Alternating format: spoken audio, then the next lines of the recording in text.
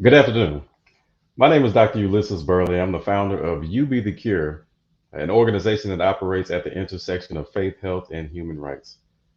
I'm also a proud co founder of National Faith HIV and AIDS Awareness Day. And it's my pleasure to welcome you to this fifth annual National Faith HIV and AIDS Awareness Day, hosted on the last on the last Sunday in August of every year. Faith plays a major role in the lives of many Americans, um, such that faith can be a connection to a spiritual being or a deity or a creator. Unfortunately, however, for many Americans living with HIV, faith communities can turn from a place of refuge to a source of stigma and discrimination. To combat both HIV in America and the associated stigma that sometimes manifests from faith communities, Rahma and its partners spearheaded the first National Faith HIV and AIDS Awareness Day on August 27, 2017. The goal was and continues to be to rally all U.S. communities representative of Muslim, Christian, Jewish, Buddhist, Sikh, Hindu, and Baha'i faiths to take a stand against stigma in their congregations and raise awareness about HIV and AIDS.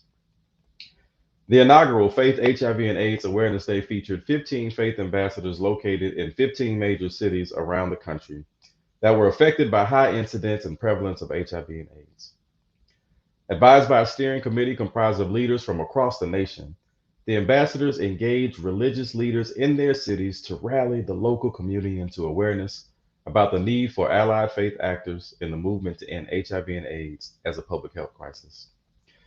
The targeted cities were New York City, Washington, D.C., and Baltimore, Los Angeles, New Orleans, Houston, Atlanta, Miami, Baton Rouge, Memphis, Charlotte, Columbia, Jackson, Chicago, Cleveland, and Philadelphia. Two key goals for the founding of National Faith HIV and AIDS Awareness Day were to create change in faith communities across the nation, making them safe spaces for those who are living with HIV, and then to have National Faith HIV and AIDS Awareness Day be recognized on AIDS.gov calendar as an official federal HIV Awareness Day. Since 2017, Rahma and his partners have successfully done both. We've reached over 200,000 people representative of Muslim, Christian, Jewish, Buddhist, Sikh, Hindu, and Baha'i faiths. And we have managed to work towards eliminating stigma in houses of worship and increase awareness about HIV. Likewise, on August 6, 2020, National Faith HIV and AIDS Awareness Day was officially recognized as a federal awareness day on HIV.gov. While we celebrate this significant milestone, we understand that there is still much work ahead of us. And that's why we are so grateful that you have chosen to join us to continue in that work together. And so, on behalf of National Faith HIV and AIDS Awareness Day, Rahma, our steering committee, our ambassadors, and people living with HIV all over the country, we invite you into the next hour of dialogue, discussion, and journeying through this work of faith and HIV together. At this time, we will have a prayer by Ian Pomerantz, and he will be offering us an ancient prayer for healing.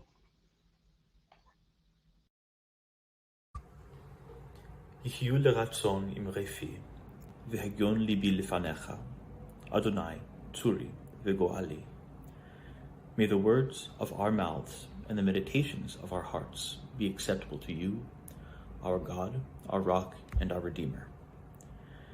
May the one who blessed our ancestors, Abraham, Isaac, and Jacob, Sarah, Rebecca, Rachel, and Leah, bless and heal all those who are ill, especially those who are suffering and have suffered from HIV and AIDS. May the Holy One overflow with compassion upon them. May they be restored. May they be healed. May they be strengthened. May they be enlivened. The One will send them speedily a complete healing, a healing of the soul, a healing of the body, and the healing of the spirit, along with all the ill among the people of Israel and all of humankind. soon, speedily, and without delay. And let us say, Amen.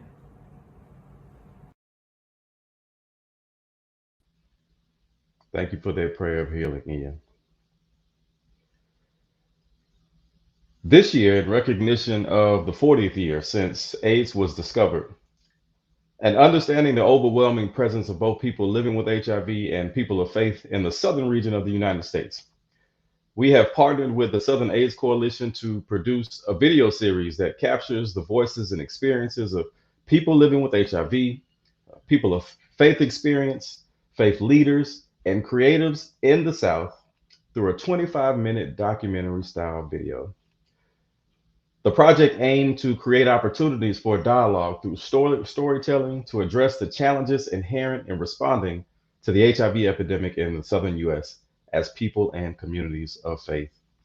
It is now my pleasure to share with all of you the premiere of My Faith, My Story, where we get the opportunity to hear real, authentic stories of people living with HIV, people who are impacted by HIV in the southern region of the United States, and how it is that their lived experience intersects with their faith.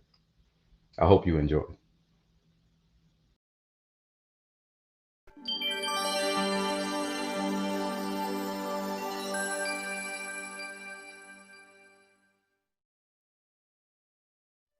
According to the U.S. Census Bureau, the southern region of the United States makes up roughly 40% of the U.S. population, but accounts for 45% of all people living with HIV in the country, and 51% of new diagnoses, more than any other region. Pew Research reports that Black Americans are the most religious racial ethnic group in the U.S. This includes Black lesbian, gay, bisexual, transgender, queer, intersex or asexual, and persons living with HIV/AIDS in the South who rely on their personal faith to navigate issues around health and wellness, but sometimes lack the support to safely explore the intersection between HIV and faith in their community. In partnership with Wake Forest University Gilead Campus Initiative, Southern AIDS Coalition, RAMA, the United States Conference on HIV Faith Coalition, and National Faith HIV/AIDS Awareness Day, we invite you into a safe space for storytelling, where advocates, faith leaders, and people living with HIV address the challenges inherent in responding to the HIV epidemic in the southern U.S. as people and communities of faith. This is My Faith, My Story.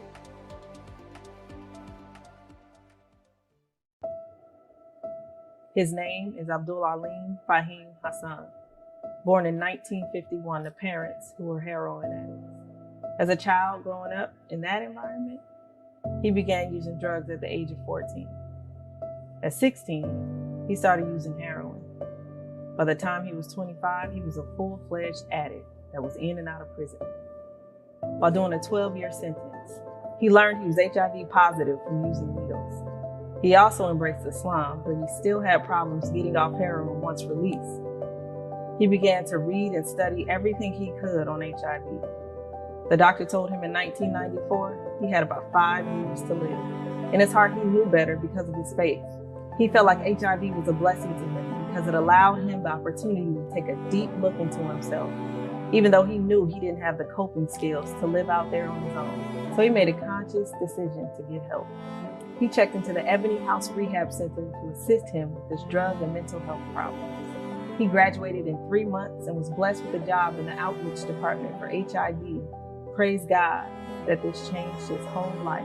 As an HIV positive man and a Muslim, now it's about helping others to overcome the stigma and shame and to be able to teach, educate, and inform others that HIV is not a death sentence. You have to take care of yourself and love God who created us. He hopes his story helps someone to live their life in the service of helping others. May God bless us all with peace and success in this life and the next. Amen.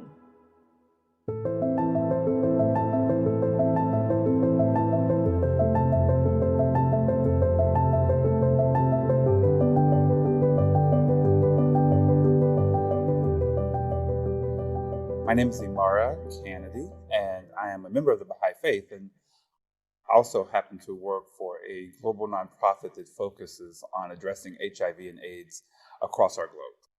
Hi, I am Chelsea Holland. I'm from Greenwich, Alabama. I'm working with Alabama Department of Public Health in the Office of HIV Prevention and Care. I am an Ending the HIV Epidemic coordinator. So I'm William Torres Fuentes. I'm originally from Puerto Rico and currently live in North Carolina. My name is Shirley Salvage. I work at UAB 1917 Clinic as a coordinator of health education, and I am here to reduce the stigma and talk about what's going on in the South. Karen Stanley, South Carolina. Hi, Christopher Hamlin. I serve as chaplain provincial education specialist at UAB's 1917 Clinic and also serve as pastor at Tabernacle Baptist Church here in Birmingham, Alabama. My name is Jimmy Gibbs. I'm an ordained pastor in the United Church of Christ. Carmarian D. Anderson-Harvey. My pronouns are she, her, and hers. I serve as the co-minister for the National Office of Trans Saints of Affirming Ministries under the Prelate Bishop Yvette Flunder of TFAM. I also serve as the senior staffer, Alabama State Director for the Human Rights Campaign. So my HIV story began, I was diagnosed in 2003. It was a very dramatic experience. I'm from a very small community, rural community, population about 1,500. I was diagnosed with HIV in 98, so I've been living with HIV for 22 years now. I found out in Puerto Rico. Coming from a Latino family, it was a huge shock for them. So I remember when I, disclosed my diagnosis to my grandmother, she said, we're going to get the pastor. We're going to get the pastor. He's going to come and pray for you. And he didn't come. He was like, we're going to pray for her. She needs to stay at home. We'll pray from her from afar. I've been alienated because the pastor would say that you're not, welcome, or we don't discuss that around in here because we don't want people to be afraid of catching anything. I am a fourth generation pastor.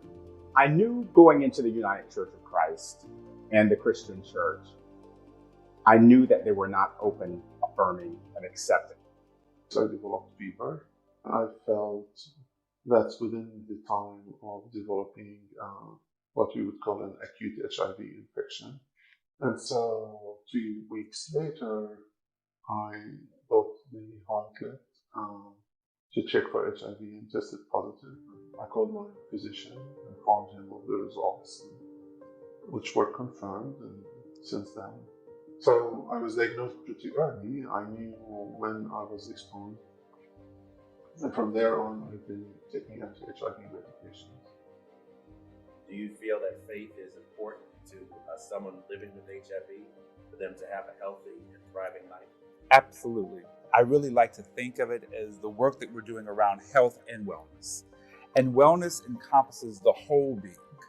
So if we are only looking at how we can address one aspect of the whole being, then it still means that there's fragmentation in the totality of the health and wellness of the whole being. Faith to my HIV diagnosis is very important because, I have to lean on my faith to, to get me from point A to point B, because there are several different diagnoses that have come along since my diagnosis of HIV, even with my faith. I've come into mental health depression. There's been even stroke issues. There have been issues of people thinking that I didn't need to disclose my status. Well, I came to the 1917 Clinic in 2002 with the express purpose of talking with pastors about what we can do to alleviate stigma as it relates to HIV and how we can be a more opening community to members of our congregation who probably were HIV positive, but because of stories similar to Shirley's, you had members who did not want to share or disclose their status for fear of being judged or even being put out of a congregation. Share with us just a little bit about your thoughts around stigma and self-stigma. So stigma for me, it's something that I live daily, and moving from Puerto Rico to North Carolina was a huge difference for me. For example, when I came to North Carolina, someone knocked on my door, and from the health department asking, hey, you came to North Carolina, we have laws here in North Carolina, and we keep track of people with HIV, and that for me that was kind of stigmatizing. We don't have that laws anymore in North Carolina, but I feel like I was doing something wrong, that I need to be kept guarded. And till this day, a lot of people feel like that, and that's why they don't get tested or they don't share their status. I've learned that since I was diagnosed, that with my HIV in several different churches and faith-based organizations, that they're stigmatized and that they don't allow or tolerate people, or you can't even disclose and tell people your HIV status because they will shut you out. So I didn't share my diagnosis until 2014. So I was isolated. I isolated myself from even going to school or getting into relationships. I mean, I isolated myself. I didn't want to talk about HIV. If I seen it on the TV or in a commercial, I would turn the channel. My faith in the church was like, I was trying to find to where I could be accepted and would be accepted. And, the what ifs come up. What if happens when they find out your status and they're not going to want you there? I grew up in a different country where we keep lots of things private, and certainly our HIV status. And that can protect us to a certain way, but it can prevent us from being authentic, and it may harm us in many other ways. I've struggled with being authentic much of my adult life because of that way of upbringing. And I wish that I were a little bit more open and more authentic with people. That really made me feel like that, the church a place where you could always go for healing and prayers, that I wasn't accepted there anymore.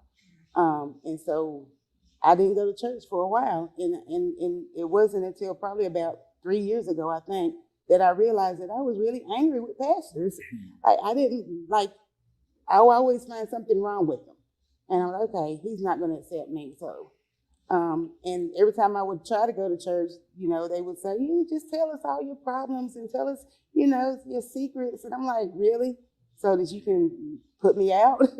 As a hospital chaplain who dealt with people who lived with cancer, stigma is stigma. I've dealt with stigma with my mom, who just recently died with COVID with her roommate. It doesn't have to be HIV for stigma to come into your life and into your family and into your lives. But we as people of faith are all joined together now on this earth to deal with stigma of all kinds. It's been a struggle dealing with that. I know I'm a religious person, and I am a Christian, and I just believe, I can get my praise and worship at home if need be, but, I still wish that, I would have got accepted. As a Muslim, the most important aspect of being a Muslim is to be open to helping people have a better and stronger relationship with God, and having a hostile atmosphere that is unwelcome is contrary to that message. And a lot of times, people really want somebody to talk to. They want to share their information, but they want to be able to trust that if they're giving this information to someone, and that they can really trust them with their heart. The essence of what I really hear from my brothers and sisters that are living with HIV is just wanting to be loved, wanting to be honored, wanting to be respected, and wanting to be seen for who they are and not the virus that they're living with. With my HIV status, I've been able to disclose to church members when I'm participating at church. Sometimes the look is of sadness because they don't understand how far we have come with medication and that we can live a normal life. And that's one of my goals, is to let them know, especially in the Latino community, that there's medication, that people should get tested, know their status, and live a healthy life. When I came, to Birmingham in 1990, a lot of people were dying from HIV and AIDS-related causes. That doesn't happen now. I mean, the vast majority of people who contract HIV today, they're going to live to be old persons. And that, again, talks about how much progress has been made in this community because of science, because of research, because of healthcare providers and workers, and everyone else who's across the spectrum who have given themselves to educating the community about HIV. We do have medications that one can take to prevent having HIV. Yeah, so that is becoming part of one of my important messages to congregate. But when the need comes, how do we insert that, in such a traditional structure of a tabernacle? Well, there's always opportunities such as Sunday school, Bible studies, pastoral care, pastoral teachings, which is generally traditional in the South, somewhere between Thursday and Friday. There are opportunities. I mean, even how we as the persons of the gospel preaching a text, there are plenty of texts that we can incorporate to help reduce HIV. Sexually transmitted infections is a taboo in the Black church. That is a message for me as a physician when I'm talking to medical students or residents, not to stigmatize their patients and whatever it is that they are looking into, because the society stigmatizes for many reasons. Although you may think this is not happening in your congregation, based on what I was seeing at our clinic and in the community, this is what is in your congregation. And to be aware that you have members who have needs, but you cannot meet those needs, or the congregation cannot meet those needs, basically because of stereotypes, because of judgment, because of stigma. And people who live with HIV had legitimate spiritual needs. They needed to belong to a congregation. They needed to participate in various ministries within those churches.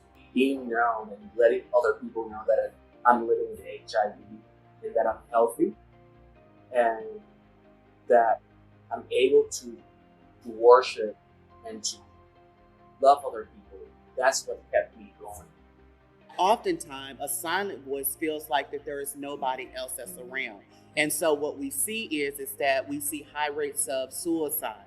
We see sexual transmitted infections increasing in Black church, and specifically speaking about the Black church, because that's important. And what happens is that they die alone because we're not talking about it, because I heard the word, we cover it up.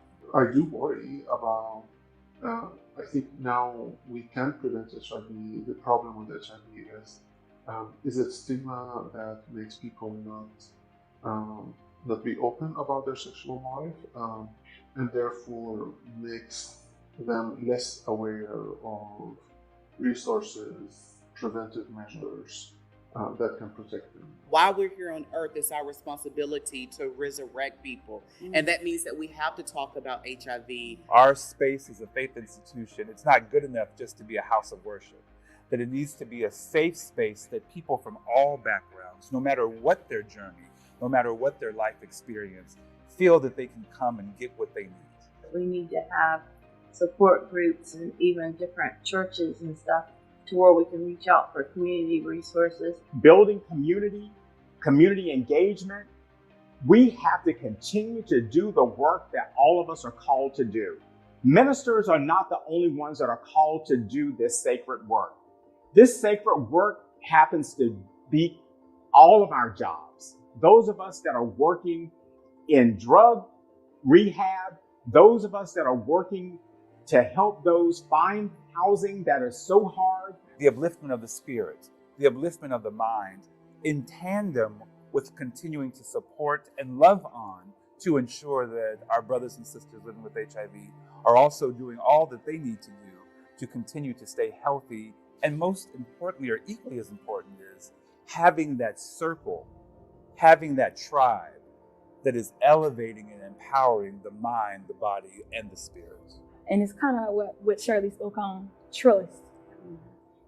In the setting that I work in, sometimes you want things to move quickly, but it doesn't happen. I like to build those relationships. It takes a while. I get corrected. I get checked. I get told something new every day, but that's what I'm there for. I don't have that lived experience, but with empathy, I try my best to put myself in their shoes, and there's still something I can't do. What type of work do you feel that the faith community could do to help the public health community and the HIV epidemic? I think the faith community has a critical role in this work. How can we do better about how we handle a crisis like this? How can we do better about reaching out to those in our faith community? We have to keep trying. This is a work in progress. We got to stop limiting ourselves on what we're going to do to be innovative. If a pastor has to get up and make a sermon about it because it's happening in his or her community, do it. I think that we have to stop focusing so much on what divides us and really focus on what connects us. We all carry the message of love, and that's the beautiful thing. I just think we need more pastors to step up and open their doors up. When they say the doors of the church is open, it should be open to all of us. It doesn't mean you stop believing in what you're doing. It doesn't mean you stop doing the work that you're called to do. I think for us as pastors is recognizing my limitations. I know what I'm good at doing, but I also know what I'm not good at doing. And if I can partner with someone who can do it better than I can, I partner. For those leaders who are leading congregations, that's the senior pastor all the way down to the Sunday school teacher of all levels, get some professional development. It is important. There's a lot of tools out there to have conversation around HIV and religion and faith. And if you need that information, just seek for it, but make that part of your professional development. Oftentimes as those that preach the gospel, we have to continue to study, and because the trends change, the word of God's going to remain the same, but we got to know how to be able to expound on it where the listeners can be able to eat from it. I will also say for the pastors who do pastoral counseling, have a referral manual that actually have some health disparity referrals in there. Us who do pastoral care, a lot of times we're not licensed to diagnose, but we are commissioned to get the appropriate referral. And as a pastor, we can follow up with that member and to them, their client. And I think that we have to recognize, and I really come from this from the Black experience, that the essence of any powerful and impactful movement throughout history, at least in the American history experience, has been stemmed out of the Black faith institution, whether it was the Black church or the Black mosque or what have you. And so I think we've got to go back to what we know.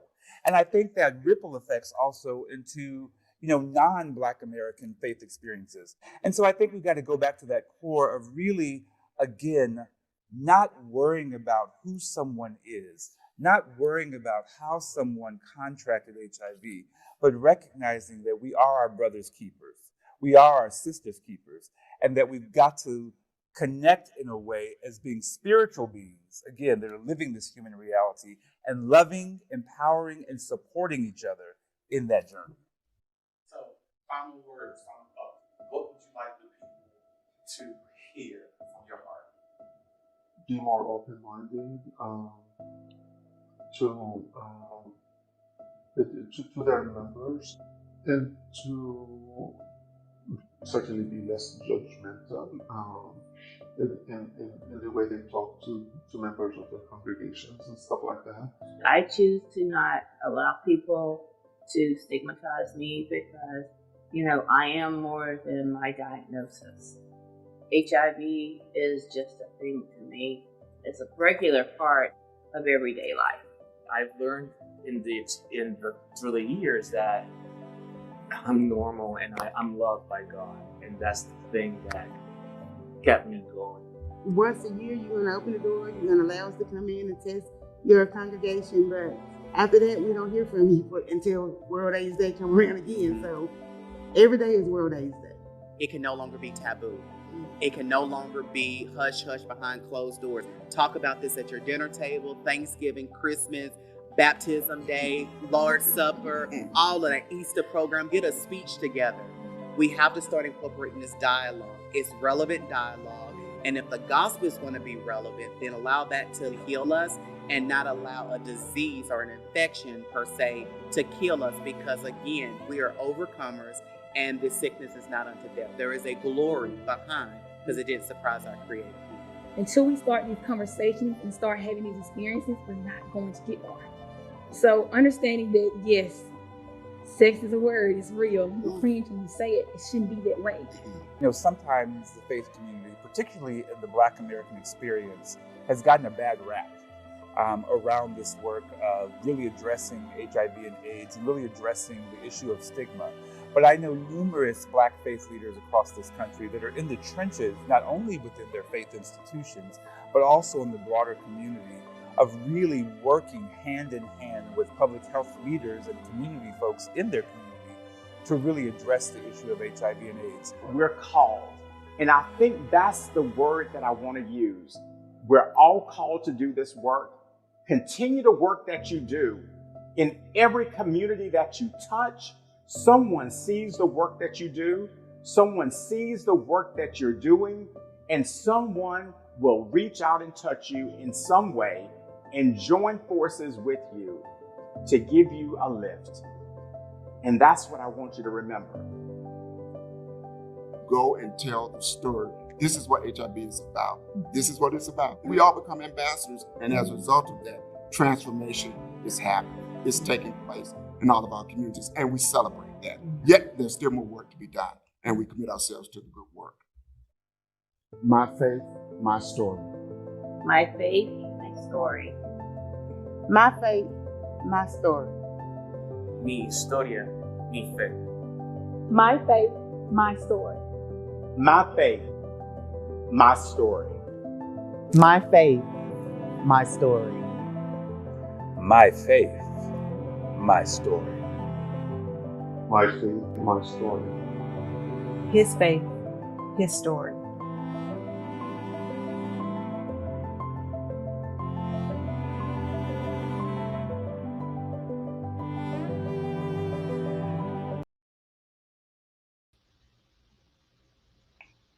Their faith, their stories. And what powerful stories and testimonies they were. I can't wait to hear from some of the panelists to get their reactions from what we just saw together. But first, we will have a word from our sponsors.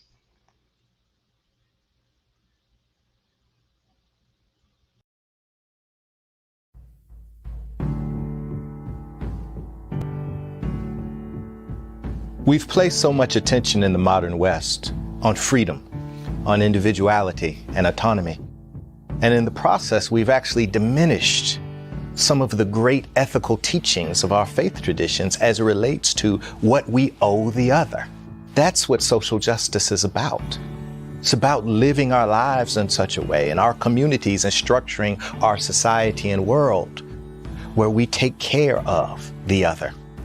At Wake Forest, we talk about our motto, Pro Humanitate, for humanity, so that our enterprise for educating is not just for the sake of learning. We are doing the work that we do here at Wake Forest for humanity. HIV and AIDS is a human problem, disproportionately impacting the African American community. At Wake Forest University School of Divinity, we believe that Black lives matter, full stop.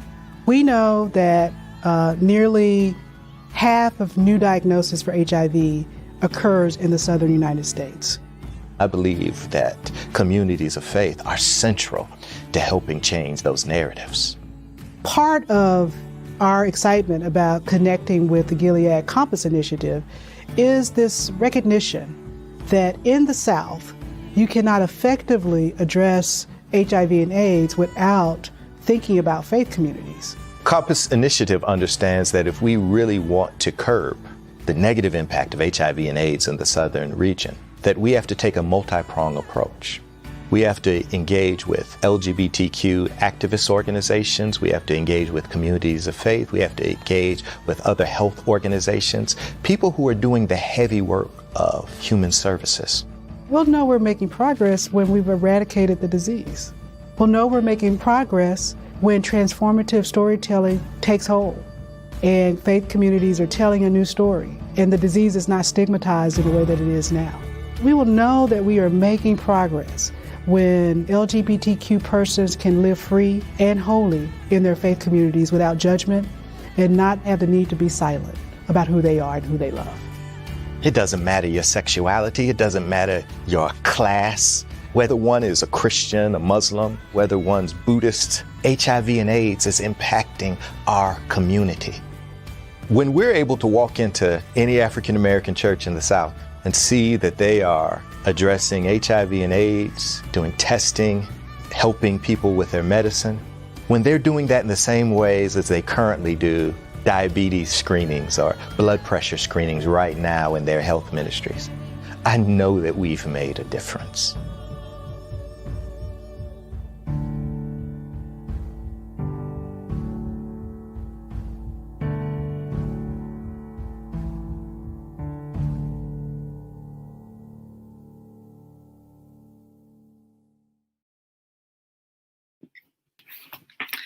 Hello, my name is Daphina Ward, and I serve as Executive Director of the Southern AIDS Coalition.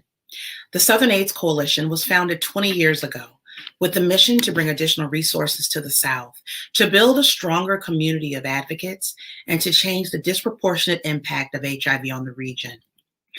In 2019, Southern AIDS Coalition partnered with more than 300 organizations, advocates, and leaders to found Southern HIV/AIDS Awareness Day. So annually on August 20th, we bring awareness to the disproportionate impact of HIV in the South. Appropriately, this year's theme, Support, Act, Change, pays homage to SAC's 20 years of service and is a call to action for the work that lies ahead. Work that we cannot do alone.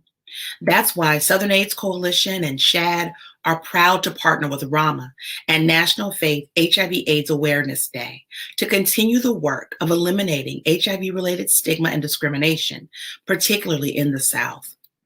The southern region of the United States accounts for the greatest number of people living with HIV in the whole country. Likewise, the South is considered the most religious region in the United States, with faith being a key driving force in people's life experience. We cannot end the HIV epidemic in the United States if we don't address the public health crisis of HIV in the South. And we cannot address HIV in the South without intentionally engaging faith communities. Southern Stories, 40 Years of Faith and HIV in Review, does an excellent job of chronicling the experiences of people living with HIV, faith leaders, sexual and gender minorities, and people of faith and goodwill living in the South through documentary-style profiles that effectively explore these intersecting themes. Together, we must continue to create sacred space for storytelling because stories increase awareness, and awareness builds empathy, and empathy is the tie that binds us all. United, we are stronger. Together, we are powerful. We can end HIV in the South, one day, each year, until we find a cure.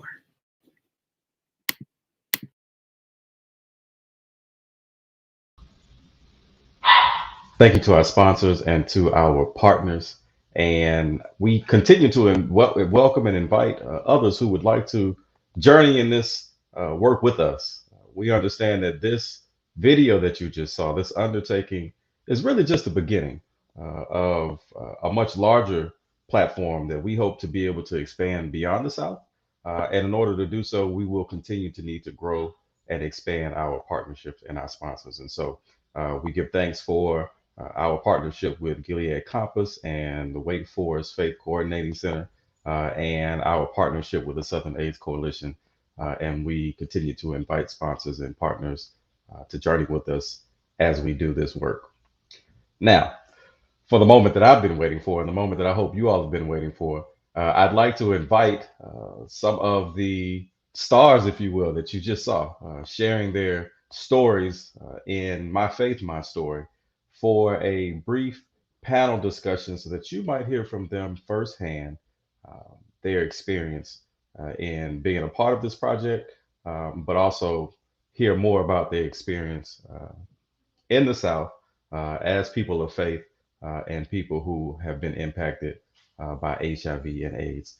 And so at this time, I want to invite William Torres, Elder Camarian D. Anderson Harvey, and Latifa Ali. Saludos. Hey, friends. Hello. How's everybody doing? Doing well, doing well. Excellent, excellent. I kind of feel like a fanboy a little bit, getting to have you all on the couch, if you will, to talk about what we just saw and um, really process out loud the making of this documentary, your ability to be vulnerable in this way. Um, I'm really interested, just from each of you, what your initial reaction is seeing the finished product, and just tell me a bit about your experience in being a part of this project at large. And so, um, William, we'll start with you. For me, it was a pleasure being invited to participate.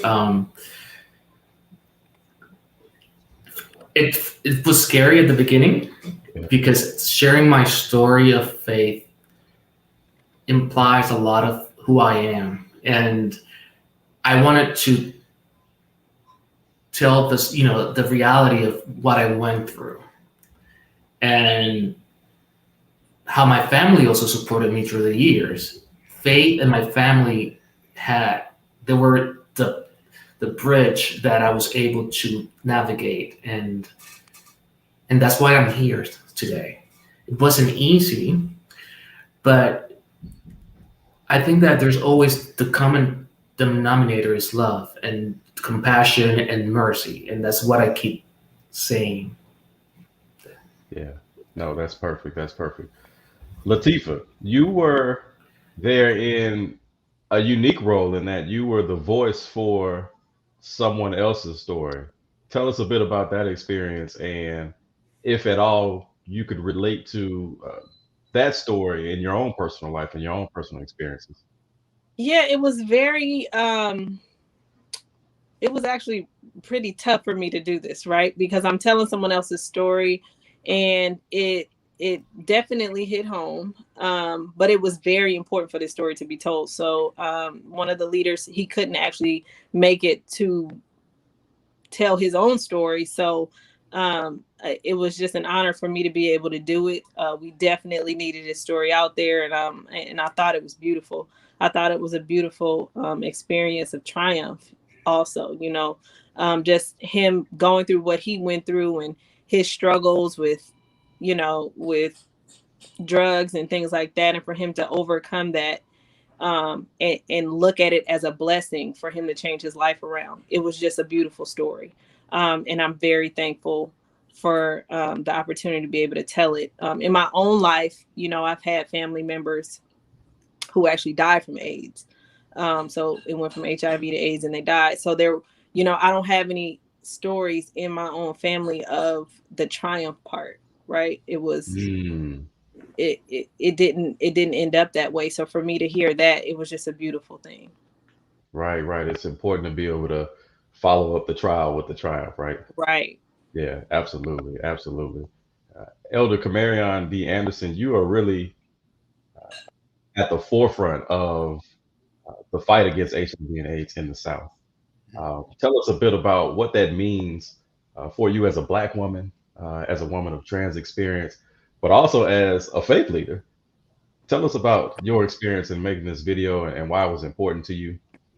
Yeah, I think you answered a couple of for my response. I think one, in this Southern reach, doing this work, we are dying here in the South. And if I have said a yes to my call, that's for me to be an advocate as well for my communities that I serve. And that's intersectional.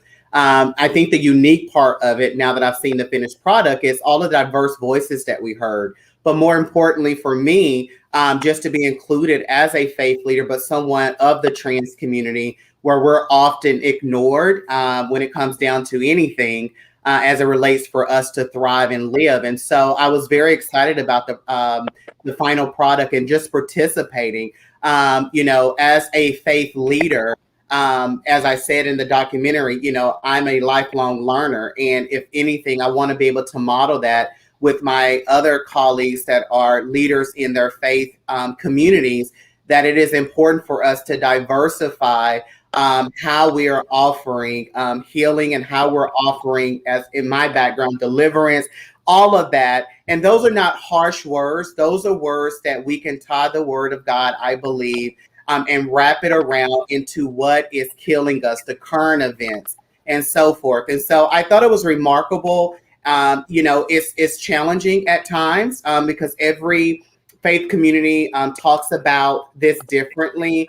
But if we learn anything from this video, there's a call to action that we must be intentional having these conversations in order for us to live. And I believe that if we do, as I said in the video, then we are responsible to resurrect our community in hope, knowing that this infection is not going to kill us or our community. Absolutely. We already have some questions that are coming in the comments, but I want to continue this conversation before we engage some of those questions. William, one of the first things you said in your testimony was that being Latino, that your diagnosis came as a surprise for your family being from Puerto Rico. Could you give more context to that? Could you unpack that a bit more? Yes. So I'm the oldest sibling, oldest grandson, and for them, when I came out, I told them that I was first I was gay, and then I disclosed my status. That kind of felt sort of like, oh, that's kind of a punishment. You came out, so that's something that eventually was going to happen. So it was kind of a surprise, but at the same time was kind of, for me, was very painful. It was a very painful experience, and the help that I got from my family was the one that bridged that connection and dealing with the pain of, I did not deserve this. I did not deserve, nobody deserved contracting HIV.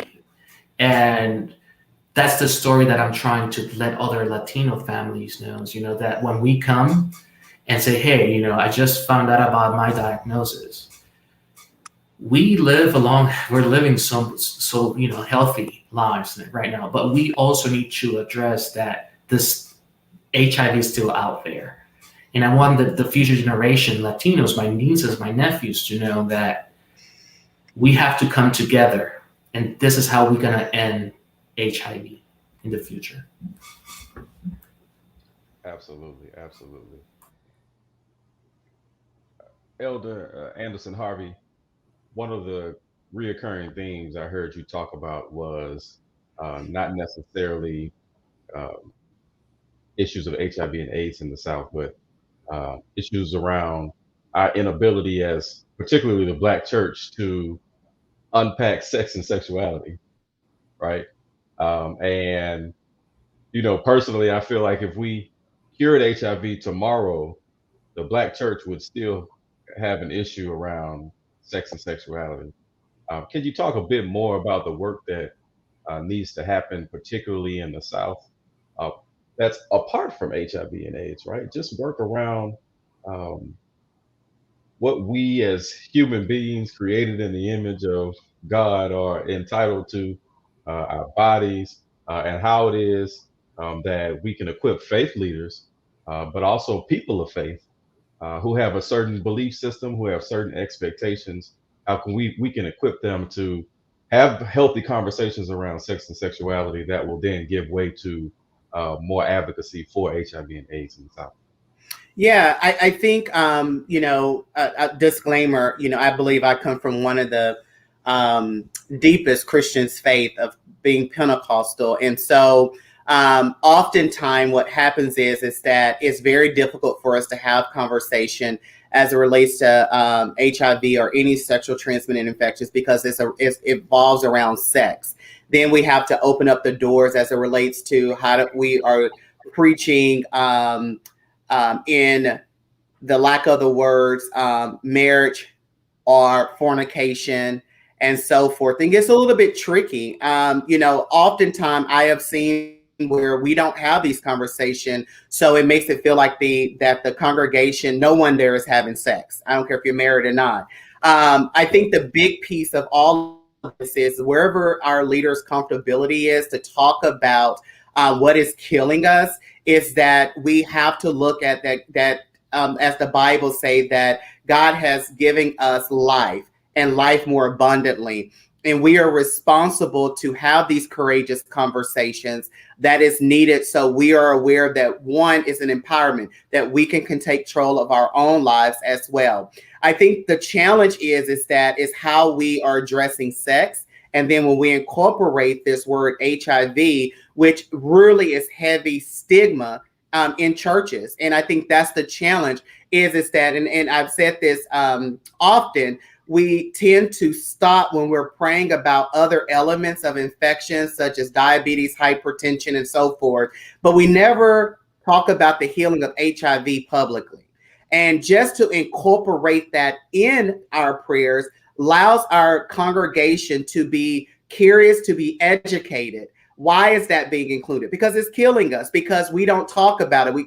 It's behind closed doors. And if our leaders will just incorporate that, that's a form of education. I think the other piece that oftentimes that we miss is that we do understand that the gospel, tells us that the sickness is not unto death, but it's for God's glory.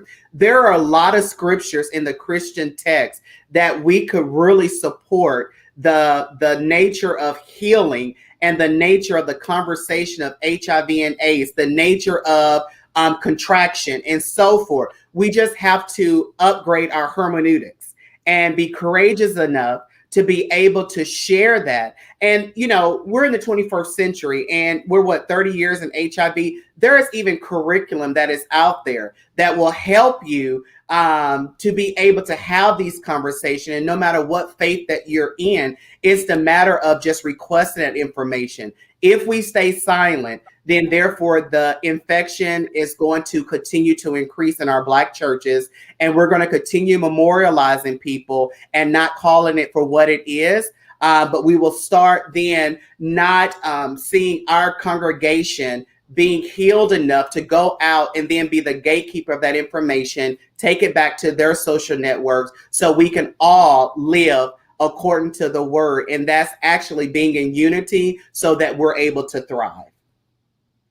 Absolutely. I think you answered a question that has been asked in the comments. It was geared toward how it is that we share these messages with faith communities without encouraging behaviors that are not in alignment with our beliefs. And I think you hit the nail on the head just in terms of being able to focus on healing, right? Healing and wellness, which is a tenet that spans across all faiths, right? So thank you so much for that guidance that I know many people are seeking. William, you talked a bit about the difficulty in transitioning from Puerto Rico to the U.S. South, particularly North Carolina. And having been here now, I know you know that Americans have a healthy level of nationalism about us, such that we believe everything and everything that we do and everything that we are is better, more inviting than other places, even places for all intents and purposes are part of this country, like Puerto Rico.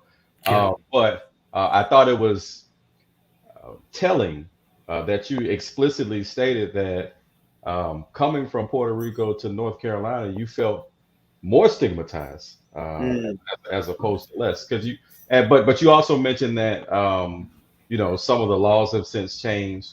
Policy, I think, is a good first step. And Elder Anderson Harvey, I know you spend a tremendous amount of time with the Human Rights Campaign advocating for those life-giving policies. But I'm wondering if you feel as if the culture has changed now that the policies have changed, such that you feel more affirmed in your identity.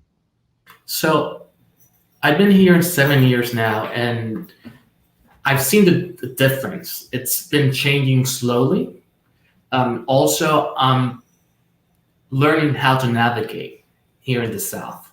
It was a cultural shock when I came to from Puerto Rico to the South. There's certain phrases and certain, lingo and even food that I'm not, I'm getting used to. And also living in the Bible Belt.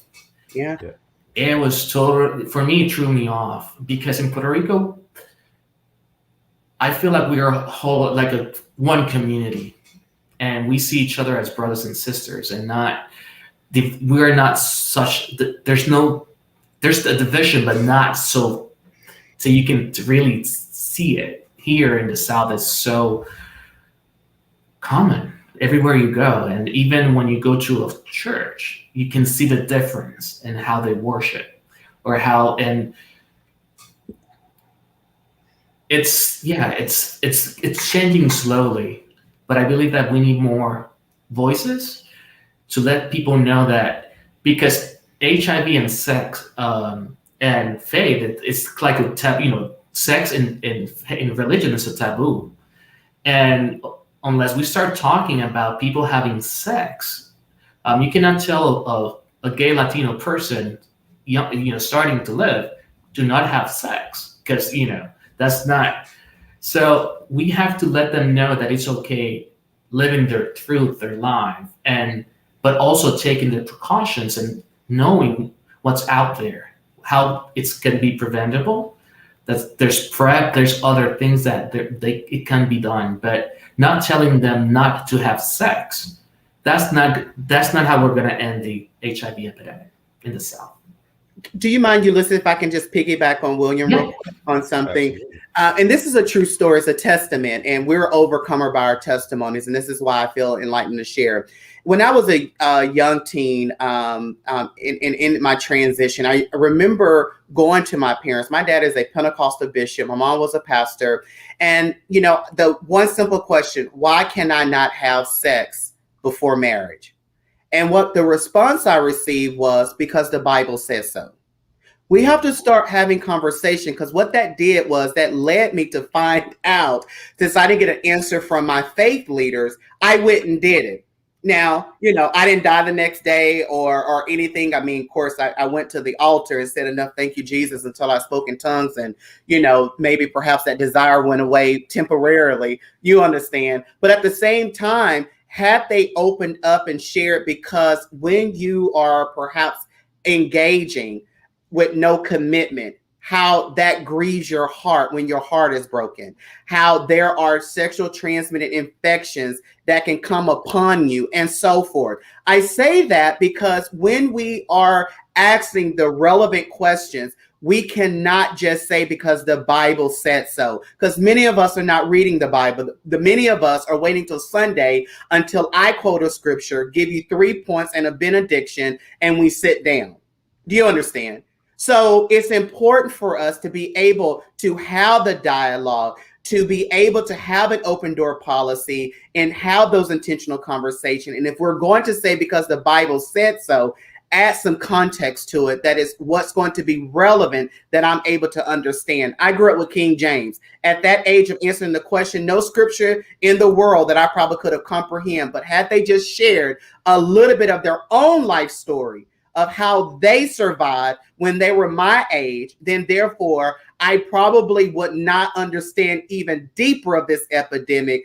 And shame on, and this is not rebuking my parent, but shame on any leader that have an opportunity to give life and educate so my life can stay whole through holiness, you understand? Then therefore now I can give back, because I don't want somebody else in that situation like I was, because I believe it is our responsibility, and not just the leaders, the laity, in conversations, social media, when we're picking up the phone, gossiping about, child, did you see sister so-and-so? All of that, change the narrative, and let's start talking relevant. that's going to save our next generation, that's going to save us as well. So thank you for letting me share that.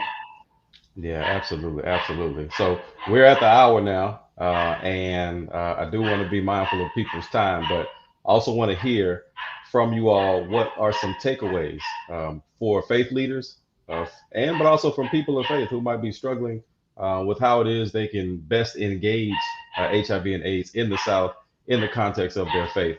I think the documentary ended on a positive note, reminding us that while there's much blame to go around for the faith community, there are also faith actors, people who are doing the work, doing the progressive work to further mitigate HIV and AIDS as a public health crisis.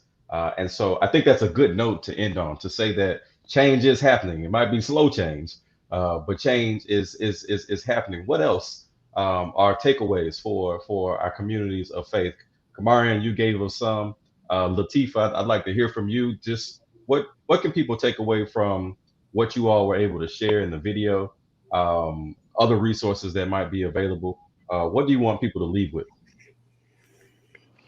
You know, she just said a word, okay? Because for me, you know, I'm just thinking about, I have young children. I have high school all the way to daycare. And I just think about this next generation and just, you know, kind of to her point, like we have to have these conversations. I'm having uncomfortable conversations with all of my children that I do not want to have. I don't, but I know that I have to have them, because if they don't get it from me, they're going to get it from someone else.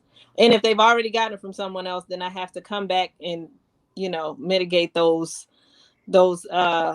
whatever information that they got that was wrong. And I think that when you're talking about HIV and AIDS, when you're talking about anything that is affecting our community, the only thing that we are missing that needs to be a consistent thing to do is have the conversation, no matter how uncomfortable it is, no matter, you know, and educate yourself, listen, make sure that you know what you're talking about and you're giving that information to someone else. But this next generation of children, this next generation of people who are watching us, is very important for us to really have the conversations. And I definitely agree with her 100% that we can't ignore it.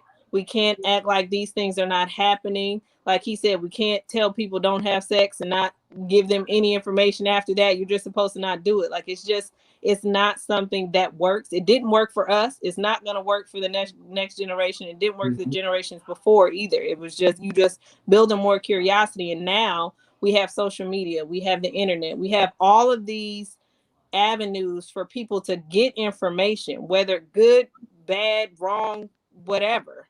It's available. All of it is available. So it's our job as human beings to make sure that we are having the conversations that are just educating those who are around us and whoever, you know, we have to be boots on the ground with this, because it's not going away.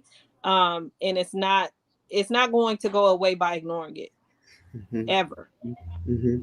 That's right. That's right. So that's And my takeaway.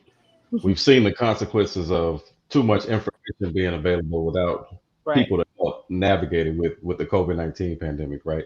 Right. And so we need the faithful to have these conversations in their home, because the next generation, as you mentioned, is going to get the information from somewhere. They're going to get it from somewhere, right? We just want to make sure that it's not misinformation, and that is well informed. Thank you for that. William, what do you want people to take away from this conversation, from the conversation that we had in My Faith, My Story? To open the channels, to start talking to your kid,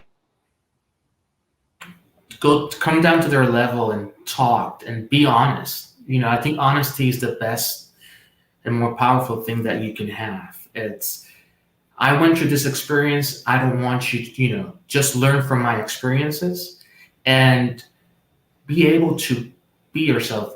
You know, we need to start talking about HIV in churches. It's something that we really need to start doing. And I know a lot of Latino communities, they're not doing it. They're afraid of talking about that topic. And I invite people to start talking. I know it's a very touchy feeling topic, but their brothers and sisters are living with HIV, and they will really benefit from that communication and that love from your fellow. Thank you for that. Absolutely. And Elder Anderson Harvey, you've already given us so many nuggets. Um, Specifically, can you lift up some of the curriculum that you talked about, some of the resources that are already available that people can access? We've seen a number of comments come through asking for um, resources that they can access to help them start these conversations, to open up the channels in their faith community. Tell us where some people might be able to find those resources. Yeah, absolutely. So earlier you saw all of our wonderful sponsors for this event this evening, all of them from Wake Forest to Gilead to SAC and to Rama, all of them is there. There was a project with the NAACP. They had some curriculum that was out. There's plethora of information, that's out there. Universities are also creating their own within their own jurisdictional region that you can tap into. I will say go back and rewind this video and look at all of those sponsors welcome and overview of their programs. These are free resources that are available that I think that anyone in any faith community can use, beg, borrow, steal, share them on the thieves, and you can make it your own. And that's important for me to say or whatnot, because I understand that language is different in faith communities and so forth. The final piece that I will say, just as a takeaway, we need to start learning how to empower our communities. I'm from the old school.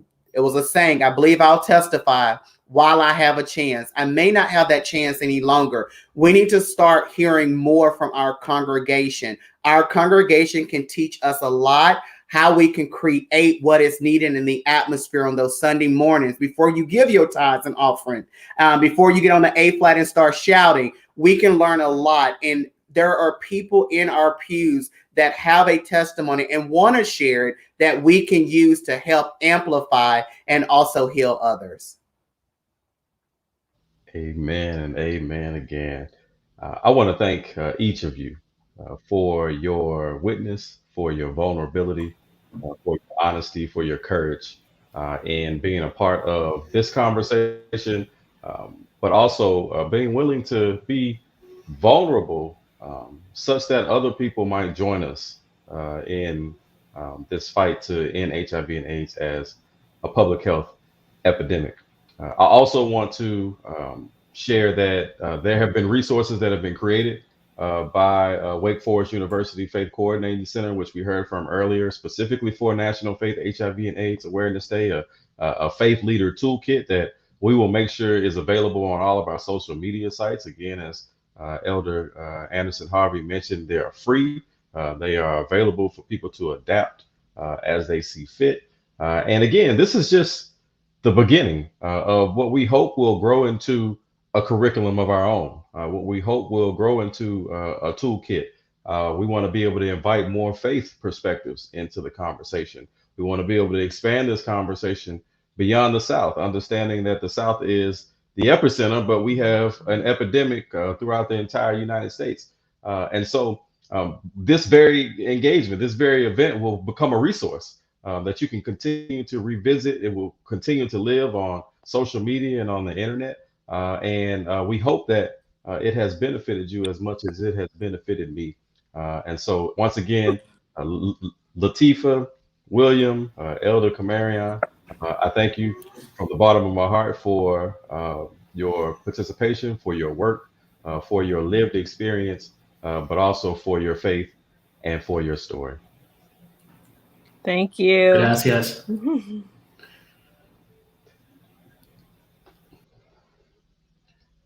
And now, at this time, we will hear from Claudia Lewis, and from her perspective as the videographer of My Faith, My Story, for her firsthand account of what it was like being a part of this project, the creative thought behind it, and the inspiration for which this documentary came together to present to you what you all were just able to see.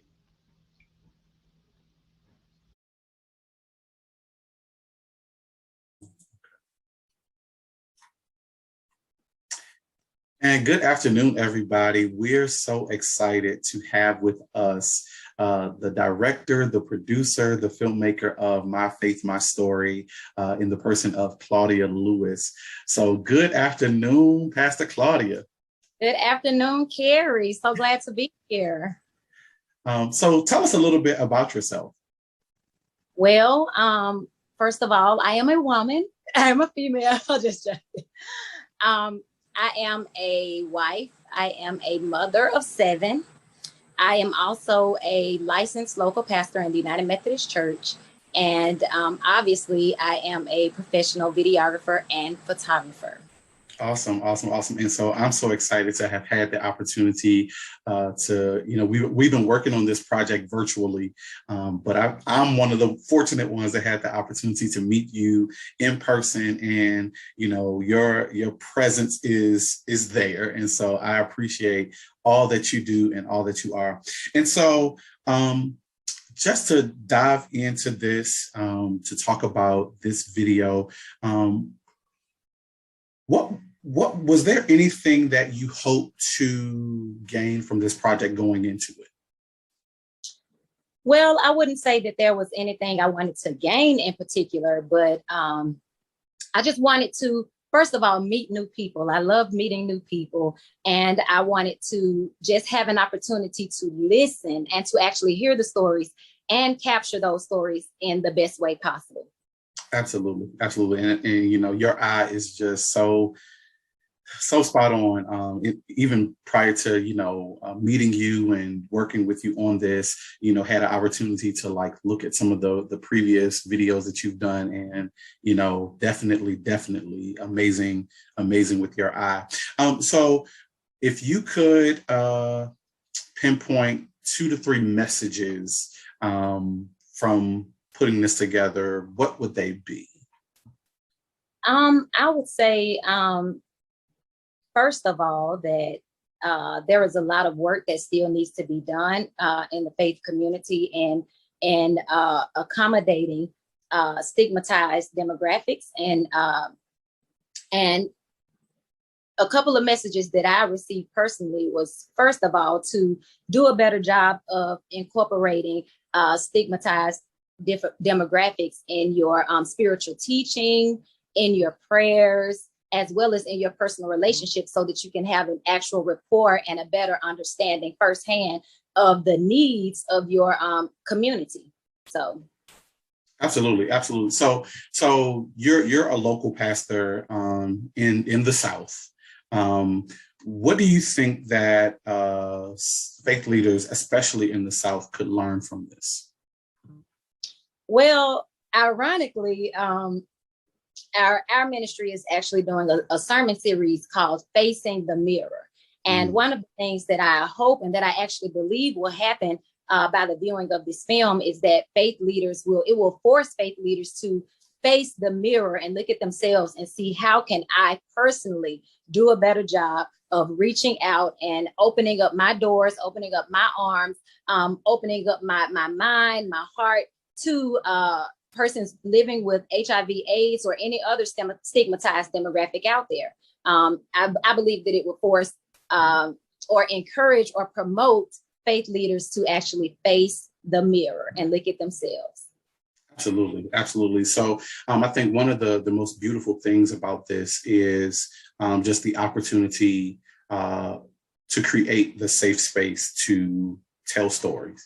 And as a visual storyteller, how do you think, in putting this together, how do you think those stories translated? I believe those stories translate really well. One thing that I did try to capture is just the authenticity of their actual experiences. To hear these stories, I know for me, it stirred my heart, even as a faith leader. I mean, I felt convicted hearing some of them, and I'm like, what happened? Are you serious? Is this what's going on? And so to see these shared experiences across these demographic and how the emotions surrounding them, I really feel like the emotions will translate very well, or that is my desire. Absolutely. And so Having, filmed all of this, having edited all of this, having viewed the trailer and the full film in its entirety, if you could give a review, let's take Claudia out of the directorial seat. Okay. If you could give this film a review, what would that review be? Oh, that's a great question. Put you on the spot. I believe that it's a difficult question to answer because I know the full story, so I know what's edited out, what's clipped out, and stuff like that. So as far as capturing the story in as concise of a way as I could, I would say that it was to the point, it was direct, and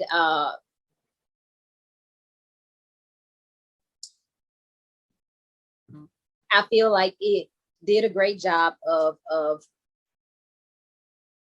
meeting the goal, which was to bring about awareness and open the door and shed light on these on each individual's personal experiences and bring enlightenment and awareness. Absolutely. And I'll say, I've watched the trailer probably at least 10, 15 times.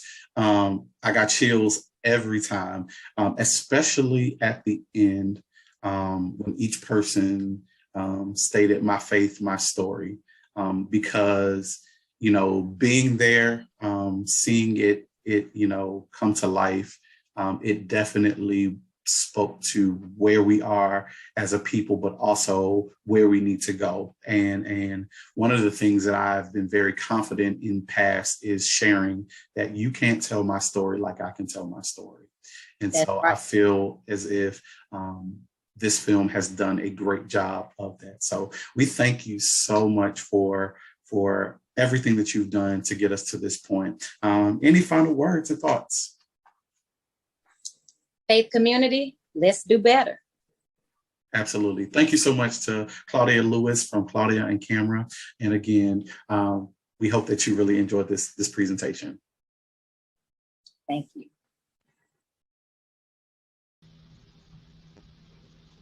And so we've heard from the videographer, the creator, the director. We've heard from the participants, and now we've heard from you all, the listeners, the viewers. You've been active in the comments, and we hope to be able to continue this conversation together as this content continues to live on the internet, on social media. We encourage you all to follow all National Faith HIV and AIDS Awareness Day happenings via the hashtag National Faith HIV AIDS Awareness Day, NFHAAD,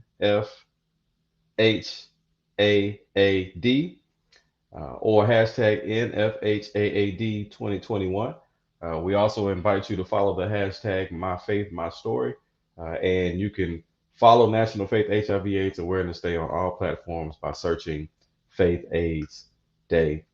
Again, on behalf of the National Faith HIV and AIDS Awareness Day Steering Committee, its founders, all of the participants, all of the sponsors and partners that make this day possible, we thank you for your participation, for your engagement, and we invite you to continue to journey with us one day each year until we find the cure.